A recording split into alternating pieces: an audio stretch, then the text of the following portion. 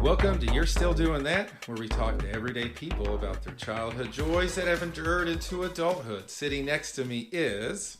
I am Bruce Bursey. Bruce, what's your current job title? So I am owner and principal validation person for Finley GXP Consultants, LLC, providing quality compliance and validation services to various types of companies. Yeah, that sounds very expensive. It can be. Bruce, we're not talking about quality assurance and validation today. Who are we going to talk about today? The one and only Pittsburgh Steelers. Here we go. Here we go. Here we go. Steelers, here we go. Pittsburgh's going to the Super Bowl. Welcome, everyone, to the 10th episode of You're Still Doing That, where we talk to people about the things they did as kids that they still like to do today. I'm sitting in the beautiful upstairs parlor of the Bursey estate in historic Jamestown, North Carolina. Bruce is a longtime Pittsburgh Steelers fan, growing up and cheering for the Steelers when they still had the nickname the Steel Curtain. Let's see if Bruce deserves his Steeler Nation membership card and the title Man of Steel. I asked Google who was the biggest and most popular Steelers fan. Bruce, do you have a guess on who that might be? You know, we're going to go with little Snoop Dogg there. That is correct. Google says Snoop Dogg is the biggest, the most popular Steelers fan. Bruce, why would Snoop Dogg be have the title of the Steelers' biggest fan? You know, I've seen him in many of his videos and, on TV programs as well. You know, he'll often would be wearing a Pittsburgh Penguins jersey, which is the hockey team. But at the same time, you know, he is known for being a huge Steelers fan. All right, Bruce, what's your earliest memory of supporting the Steelers? Oh, wow. You know, it would have to be when I was a kid. I was wearing my onesie and my diaper, and they were all black and yellow. Visiting my paternal grandfather who worked the steel mills back in the day. And we showed up at his house, and he had this poster for me of one of the players. I don't know if it was Franco or Bradshaw. And he asked me flat out if I knew who it was. I'm like, no. And so he asked me who I did know. And I don't remember which one I said. But, you know, he got up, and we walked down to the corner store. And he actually bought me the other players poster. The Bursey poster, so you would learn that one too. So growing up as a kid, I had both Franco and Bradshaw up on my wall. So Bursey here not just has Steeler fandom in his blood, but he's got actual steel from the mills running through his family's veins. I love it. I do, both sides. So was it your grandfather that got you started in Steelers? Yes. And I have to admit, you know, my maternal grandmother was also a fan. She was a fan of sports in general, but you know, I can remember watching her watch the TV, and you know, if they did something dumb, she would look straight blank at the TV and go, "That was stupid." That sounds like a grandma. Oh, I'm gonna get you mad now. Guess my mom's mother, my grandma. Guess who she liked to pull for? Well, let's see. You're from California, so I'm going to go with like either the Raiders or the Rams. No, well, she's not from California. You're going to love this answer. The Cowboys. Yeah. Yeah. Yeah, that side of the family is Texas through and through, but don't worry. You know, your host truly is not a Cowboys fan. Growing up, Bruce, did any of your family, did you guys live around the Pittsburgh area? So I was actually born just outside of the city. And, you know, my family, both my mom and dad's family are, and still are in the Pittsburgh area. So, yeah. So would I be right in saying that your family on both sides all were Pittsburgh Steelers fans? Yes, you could say that. All right. Have you ever got a chance to attend a game? I wish. Getting tickets to a Steelers game is from my understanding, next to near impossible. Probably, especially in the 70s when you were growing up. In the 70s, as soon as the Immaculate Reception occurred, season tickets just sold out, and they've been sold out ever since. And yeah. I know you're feeling when people ask me, as a diehard Duke Blue Devils fan, have you ever gone to Cameron? I was like, do you know how hard it is to get tickets to Cameron and Door? I've been fortunate a couple of times, but they're difficult. All right, Bruce, I'm going to check you out a little bit on your stadium history. All right, do you know when the stadium was founded? You mean the old Three Rivers Stadium? That's right. Ooh. I've got the year if you don't know. I'm not going to know I don't know the year, but I'm going to say probably the late 50s, early 60s. So the Three Rivers Stadium, which is what I've always known it called, I guess I used to watch it. They used to run a couple of sports out of there. The football and the Pirates, they played out of Three Rivers Stadium. So the Pirates played there, and the Steelers played there, and I want to say even the college Pitt Panthers used Three Rivers as well, but don't quote me on that one. So that was 1970 that stadium was founded, and like a lot of professional sports teams, it was multi-use baseball and football. Mm-hmm. It was one of the old, what they called the bowl stadiums back in the day. Busch Stadium, where the St. Louis Cardinals play, were the same way. Riverfront in Cincinnati had a bowl stadium as well. Yep. So then it got remodeled in 2001. What was it called then? It was no longer Three Rivers. The Pirates got their own stadium. So they tore down Three Rivers after the final game against the Washington Redskins, and they built basically an open-ended stadium, and Heinz Field was born. There you go, Heinz Field.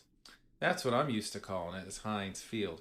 But it just recently, in 2022, got renamed. Another company came in and put down a truckload of money to be its sponsor. What is the stadium called now? So it's by an insurance company called AccuSure. Yeah. But we don't, us true fans, we don't recognize it. That doesn't sound like a stadium, AccuSure Stadium. What is that?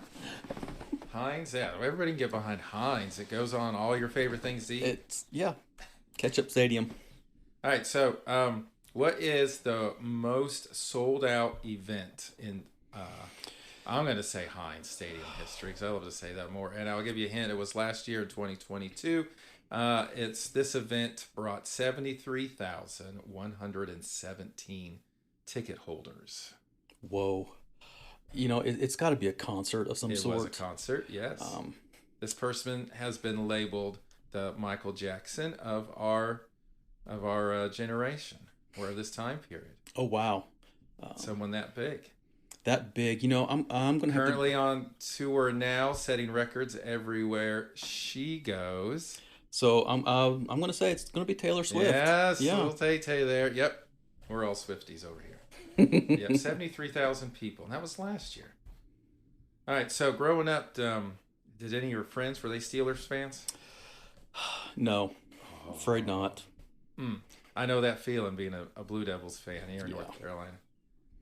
Yeah. Hard to stomach sometimes. Did you ever get in any notable confrontations with people about being a Steelers fan? No.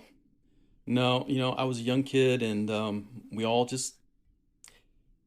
just played it cool. Yes, right. That's there was no point. What was the popular fan group growing up for you? Well, for me, it's always been Pittsburgh. But back then as a kid, Dallas seemed to be the big team to go against. Tom Landry, he built a great organization there with Roger Staubach and Tony Dorsett there. But that was the kind of the bigger fan base that I remember as a kid. Yeah, I grew up being a Rams fan because we lived out in L.A. So I've always been a big believer in pulling for your local team. So I've been a Rams fan ever since. I don't really know a lot of stats on the Rams, though, but I've always pulled for them. All right, Bruce. So what do you think is the reason for the Steelers' long-standing success, at least since the 1970s anyway? It all goes back to the hiring of Chuck Noll. It really does. The chief That being Art Rooney Sr. when he hired him, and Dan Rooney, the son, made the decision to hire Chuck Noll, and Chuck Noll came in, and the first draft pick of the '69 was Joe Green, That was a good pick. and they decided that we're going to build the team via the draft.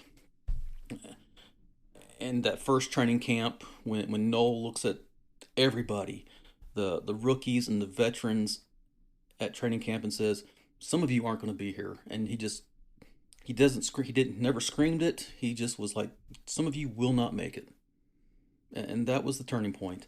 Yeah, they had some, they went 1-13 that season.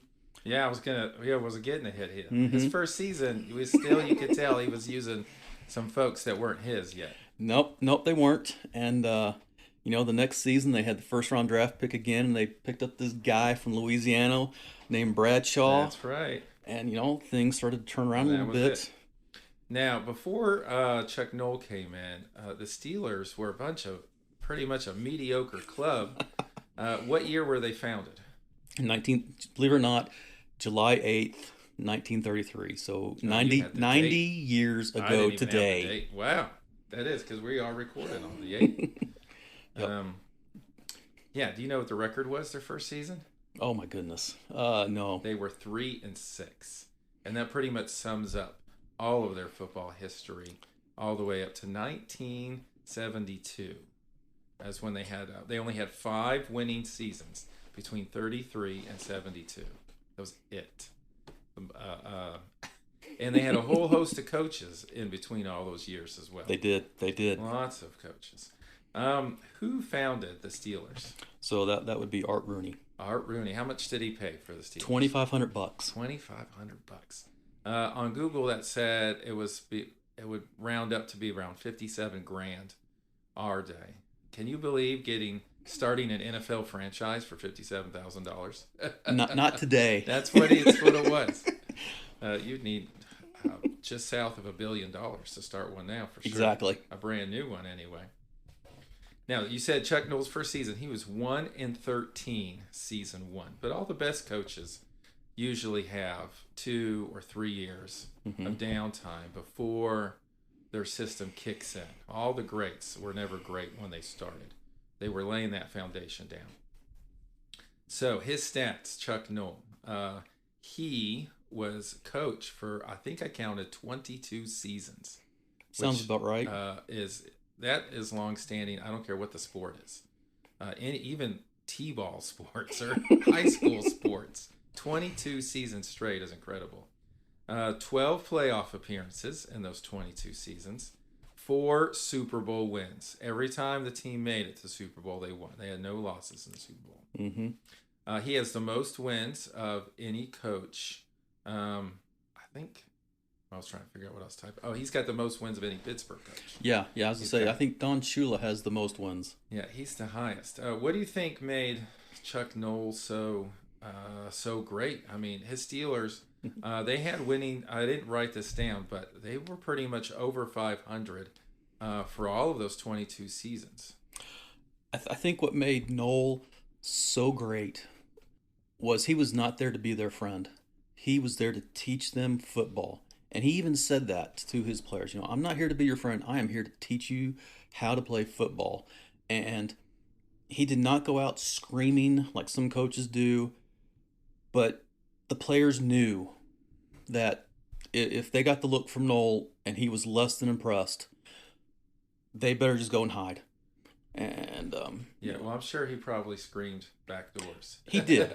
He did. All the great coaches save the screaming for the locker room. They never in public. And, I mean, yes, he did have his screaming fits. Looking back on the '74 season, John Madden, they're playing the Raiders in the playoffs. Madden goes, the 2 best teams are going to be playing in the Super Bowl. And Noll goes into halftime, tells his team that, that the Super Bowl is 3 weeks away and the best team is in this locker room. And what they do, they went out and then they just pummeled the Raiders. Yeah. All right. So after Chuck Noll and all of his greatness came the Bill Cowher era. And what I think is amazing is usually when you get a coach that's been somewhere a long time, you might have like a Ferris wheel of other coaches before somebody lands, but not the Steelers. That is not since 72 anyway, has not been in their DNA. You had Bill Cowher, I want to say his name pronounced Bill Cowher in. He would lasted 14 seasons, I think I counted. Also unheard of in professional sports, for the most part anyway. 10 playoff appearances, 2 Super Bowl outings. They lost in '95 to everyone's least and I guess some favorite team, the Cowboys. But you're losing to Aikman and Michael Irvin Smith. Emmitt Smith. That's a tough ball club right there. That was. They lost to them, but they beat the Seahawks in '05, giving them a second win. What do you remember about Bill Cowher? I'm a big fan of the Bill Cowher era. Yeah, that would have been our generation. That's my generation, yeah. Really. One thing about Bill Cowher, I remember players talking about him, and they loved it when Cowher would scream at them in anger because they did something stupid. What they really feared was when he gave the silent treatment. Right. But, if you're screaming at somebody, then they know they care. Exactly. But the thing, what made, I think, Cowher so great was his passion for the game and for the team. I think the Rooney family, they look just beyond the X's and O's when it comes to hiring coaches.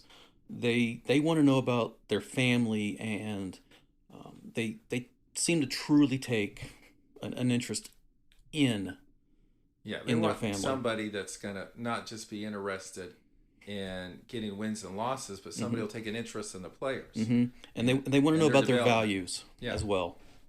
Yeah. Now, so he lasted 14 seasons. And then we get another new coach who also was longstanding and current head coach, Mike Tomlin.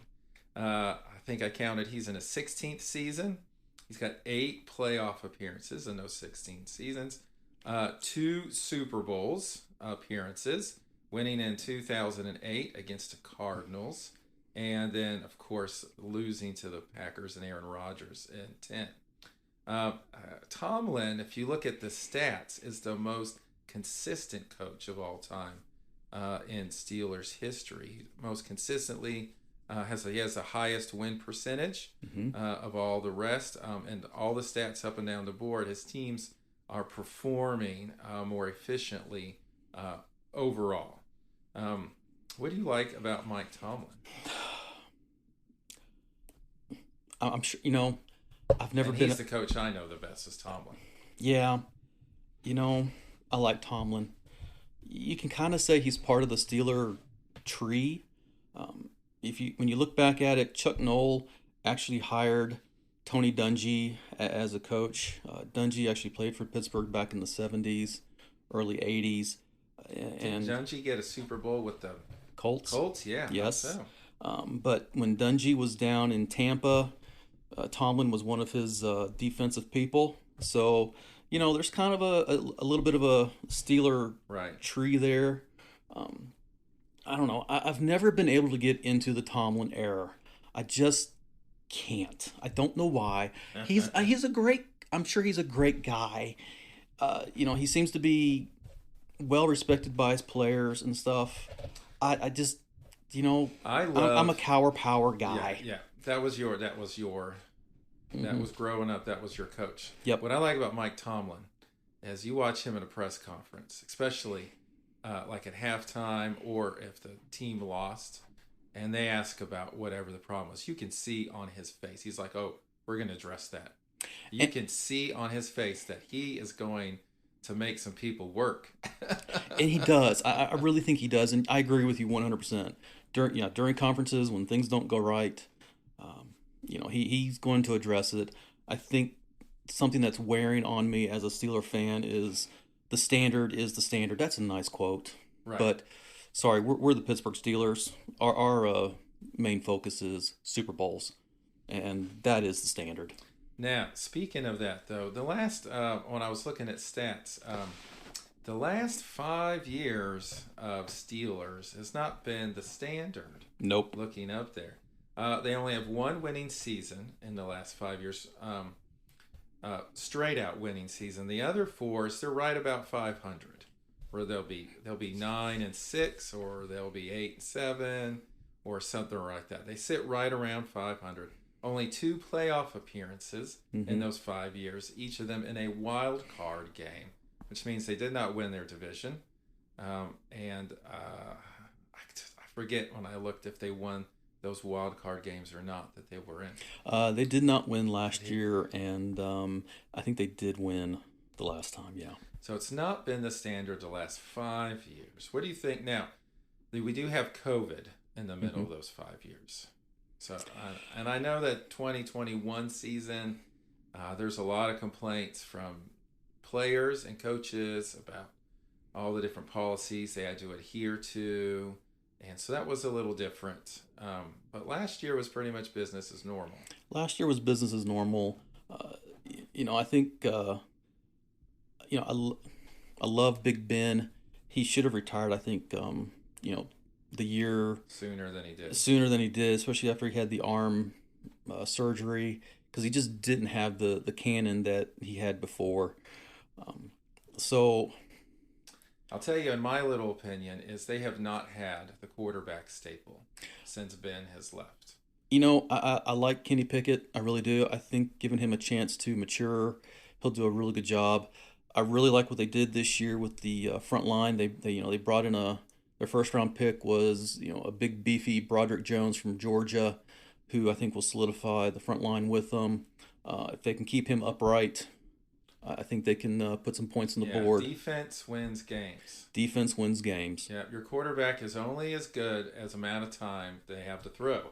And if your quarterback only has 2 seconds to throw the ball, he's not going to, I don't care who he is, he's not going to do very well. No, he's not.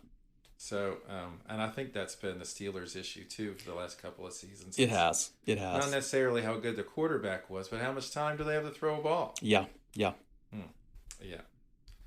All right. Bruce, what do you have to cheer about for next season and ongoing for the Steelers?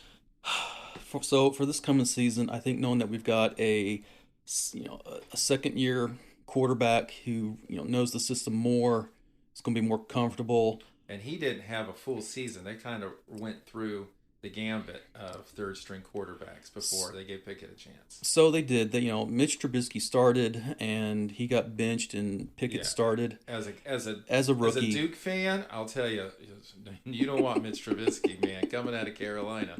It's like, no. I would have why are you getting that guy? He's from Carolina. Don't get him. But I really like also their, George Pickens, who will be in his second year this year. He can, watching some of the catches he made last year. Gotta love tight end Freiermuth. Awesome. If the front line can, open up some holes for Najee Harris, I think the package will start being there. Now, did Watt say if he was going to come back or not? TJ? Yeah. We've got TJ. Yeah. So we've got the edge taken care of. If he can just stay healthy. I know that family, man. They could have had a couple more kids, man. I'll tell you what, the whole family line is this one defensive player after another. All right, Bruce, I'm about ready to run through some Pittsburgh Steelers facts, okay, and stats and record holders. Let's see what you know. When were the Steelers founded? 1933. And how much did they cost? $2,500. By who? Art Rooney. How many Super Bowls do the Steelers have? 6. Yes. Here's a little harder one. How many AFC championships? Ooh. I'm going to say at least, I think about 10. They've got 8 AFC championships. Their overall winning percentage from when they were founded in 1933 to now, is it over or under 500? I would say it's over 500. Yep, just a scotch.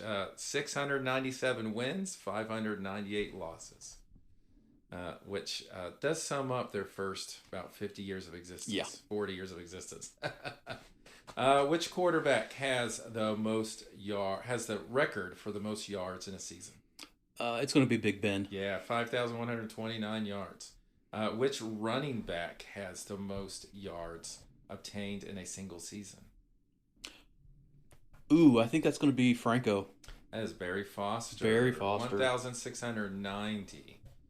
Which is not, when you think about running backs in the NFL, there's been several to break the 2,000 mark. There have been. But, we all know what the NFL and running backs means. Not for long. Not for long. Nope. All of them. Short season, that's for sure. All right. Which Pittsburgh receiver has the most yards in a season? Oh, wow. I think it's either going to be Swan or maybe Hines Ward. I would have thought Hines Ward too, but it's Antonio Brown, 1,864, which is quite a lot for a receiver. Who's got the most touchdowns and yards of all time in the Steelers? All-time record holder for yards and touchdowns. He's got the same record for both. Most touchdowns ever by a Steeler and most yards obtained by a Steeler. We're going to go with Franco on that one. Hines Ward. Hines Ward. Stay there, yep. Mr. Hines Ward. All right, you probably know this one. Who's got the record for the longest reception? He's done it twice. Or he tied. He tied. Did it twice. Let's go with Antonio. Juju Smith. 97. He did it twice. All right, who's got the most tackles in a season? He had 141. 141. This is a newer guy. Newer guy? Well, sort of newer. Sort of newer. We'll go with Watt, but I don't think that's correct. No, Watt is going to come up. James, is it Fayer? James Ferrier. Yeah, Ferrier. He's got 141 tackles. Who's got the most sacks in a single season? I think that's going to be James Harrison. That is J.J. Watt. Okay. He just broke that in a single season. Okay. And J.J. Watt's only 3 sacks away from being the all-time sack leader. Okay. He's pretty close. Most interceptions in a season. He's with 11. Most receptions in a season? Interceptions. Oh, interceptions. Not thrown interceptions. That might be Roethlisberger too. Who has intercepted the ball the most in a single season with 11? And this is he also holds the same record for all time with 52 interceptions to his name in the NFL. I think that's going to be Mel Blount. You got it. He sure does. You got it. Which field goal kicker holds the title for the longest field goal, 59 yards in Steelers history? This was in 2020. That would have been Boswell, I believe. Yeah, you got it. 59 yards. That's tough, man. That is. He's got a leg, though. Yeah. Which coach, and you only have like 3 to pick from, which coach has the most wins in a single season with 15? This includes playoffs. 15 wins. I think that's a Cowher era. Yeah, that's your man right there. All right, Bruce. Steelers are known for having nicknames for a lot of their players. They got tons of nicknames. So I'm going to read off a nickname, and I'm going to see if you can tell me who it is. Let's roll. Who's the bus? Jerome Bettis. All right, but more importantly, the bus doesn't roll without a driver. Who's the bus driver? Who was his blocker? Oh, who was his blocker? Oh, my God. Yeah, they called him the bus driver. Oh, my gosh. That one I don't know. Tim Lester. He blocked for Bettis. Bettis is like, yeah, but I couldn't do it without my driver. One of my favorite nicknames, the Big Snack. Casey Hampton. Do you know why Casey Hampton has the title of the Big Snack? Because he's huge. Over 400 pounds. When you are in the middle of that 3-4-D, you need to be pretty big. All right. This person has the title of the Torpedo for his interceptions and his hits. Oh, wow. Laying the hits down and collecting interceptions. He's got 51 total interceptions to his name right off Mel Blount. I believe that's Donnie Shell. Yeah, it is. This person has the nickname of Fast Willie after a 75-yard Super Bowl return. Well, Matt's going to hate this one, but it's Willie Parker, It's UNC Willie graduate. Oh, no, he's UNC. No offense to all my UNC listeners, but yeah. But I'm sure if you had your own podcast, you'd be dogging on Duke too. All right, this one has got to be one of the best. Count Dracula in cleats. My favorite all-time player, Jack Lambert. Yeah. He was Count Dracula because his front teeth got knocked out in high school. He got knocked out playing basketball in high school. He took an elbow. So he had some fake front teeth, and he would take them out playing football. So he just had the outer ones that look like fangs. Oh, yeah. I think the only thing missing, if he could have been out there chain smoking while playing linebacker, oh, yeah. Yeah, the article I was reading on him is they was intimidating quarterbacks looking at him. 1,450 tackles in 146 games. He averaged, so he was almost at 10 tackles a game, which is pretty good even now standards. Yep. Next nickname, Psycho Ward. Hines. Yeah. Players said that man's tougher than a woodpecker's lips. He'll hit you and just keep on smiling. Yeah. The Mad Dog.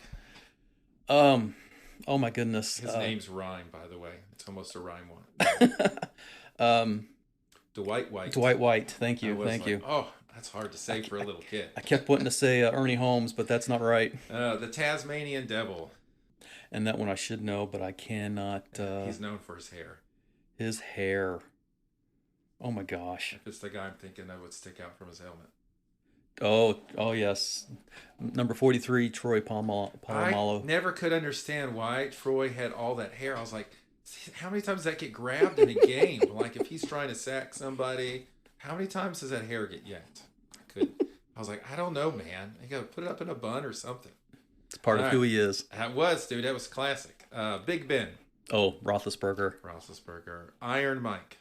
Iron Mike Webster. Yep, he got it. But I swear he should have sued Mike Tyson. Center for the Pittsburgh Steelers. That's right. Part of that famed 74 draft class where believe it or not, 5 of them are now in the Hall of Fame. The Blonde Bomber. Bradshaw. Yes. The Emperor, or sometimes called Emperor Chaz. That would be Chuck Noll. Chuck Noll, that's right. Mean Joe. Oh, I guess I can't say his whole name, can I? Nope, you can't say that one. Number 75, now retired, Joe Green. Mean Joe Green, yes. And the Chief. Oh, that would be Rooney. That would be the founder himself. The founder, yes, himself. Now, does the Rooney family still own the Steelers? Yes, they do. They do. Art is he still with us? The founder Art. I didn't look that one up. It was Art to begin with, then his son Dan took over, and now we're at Dan's son Art. I think he's junior. He's now the president, CEO of the team. Gotcha. So it's still in the family. It is still in the family. Bruce, what's one of your most memorable times watching Pittsburgh Steelers game?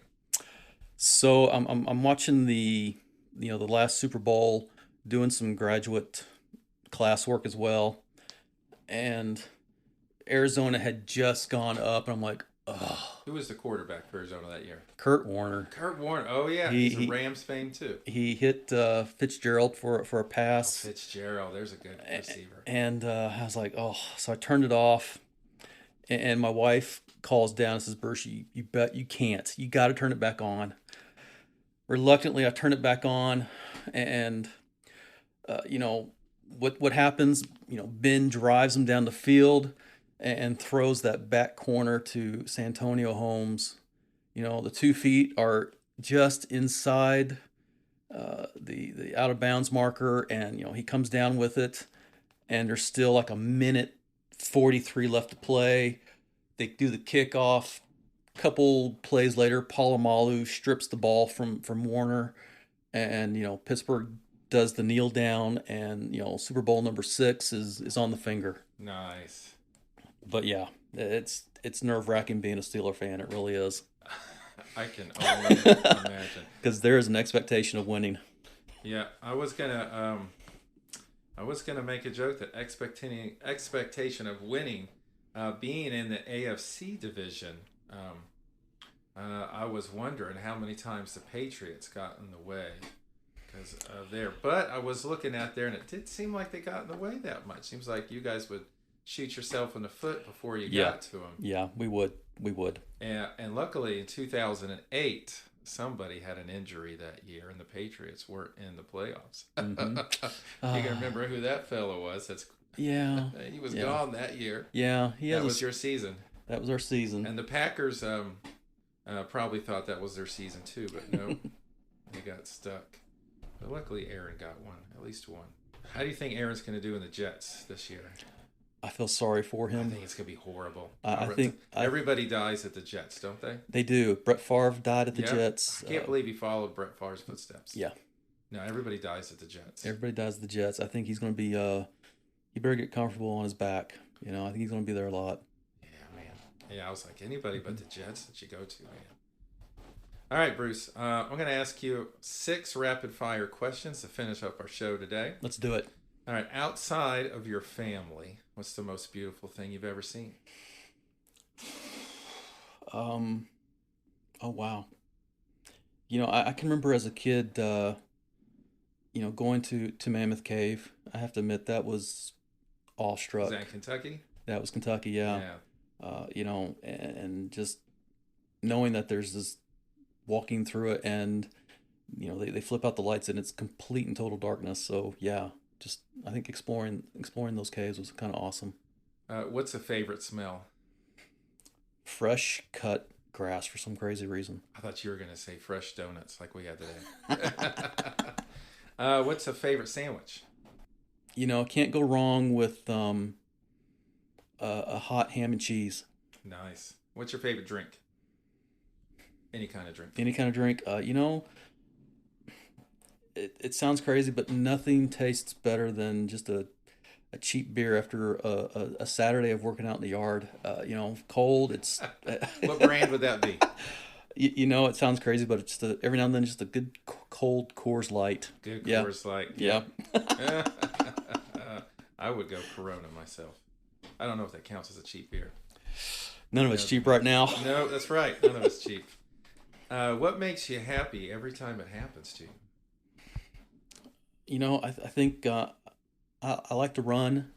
You know, coming in, no matter how hot or cold it is outside, it just makes me feel good. Yes, I would agree on that. What advice would you give little tiny Bruce Bursey if you could slip one little nugget of advice? Wow. You know, I think if I could talk to the younger one and say, don't go into science. I would have told myself practice more and don't go into teaching. You know, as much as I love being a scientist, if I knew back then what today's world was going to be like, you know, unfortunately, business is making the decisions of scientists, unfortunately. That's happened in education too. All right, Bruce, and I ask each person, who would you nominate to be on the podcast? Who is someone you know that is still doing the same kinds of things they did as a kid? You know, I'm going to nominate my neighbor and my vaccine buddy, Gail Cromier. She is a mental health guru, and I think she would be an awesome addition to your podcast. I can't wait for getting in touch with her. Bruce, thanks for being on the show, man. Thank you. If you want to meet Bruce in real life, then make sure your drug manufacturing machines need some quality assurance and validation. And Bruce is your man to get them validated and get you on the road to being a drug manufacturer. Awesome. Thank you, Matt. All right. Remember, folks, find out what makes you happy and get to it. There's a lot of life out there to live. Take time to enjoy it. Have a good week. That was awesome. Here we go. Here we go. Here we go. Steelers, here we go.